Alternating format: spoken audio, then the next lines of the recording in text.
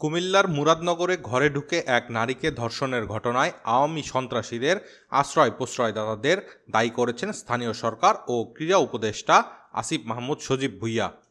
শনিবার দিবাগত রাত ২টার দিকে নিজের ফেসবুক আইডিতে এক পোস্টে তিনি এই কথা জানান। ফেসবুক পোস্টে উপদেষ্টা আসিফ মাহমুদ লিখেছেন, মুরাদনগরের সকল আওয়ামী সন্ত্রাসীদের যারা প্রশ্রয় দিচ্ছেন, পুনর্বাসন এবং ক্ষমতায়নের মাধ্যমে সাধারণ মানুষের ওপর অত্যাচার, নির্যাতন, চাঁদাবাজি, ধর্ষণের উদ্দেশ্যে ছেড়ে দিয়েছেন, আজকের পরিস্থিতির জন্য তারাই দায়ী। তিনি আরও লিখেছেন, এর আগেও চাঁদাবাজকে হাতে নাতে গ্রেপ্তার করায় তাকে ছিনিয়ে নিতে থানায় হামলা ভাঙচুর করে এক মাফিয়ার বাহিনী।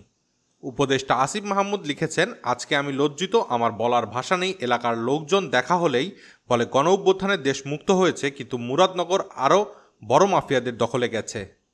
তিনি বলেন, স্থানীয় প্রশাসন ধর্ষকদের গ্রেপ্তারের চেষ্টা চালাচ্ছে, তবে মূল মাফিয়াদের লাগাম টেনে না ধরা গেলে ভবিষ্যতে পরিস্থিতি আরও খারাপ হবে। রিপোর্টার্স 24, ঢাকা।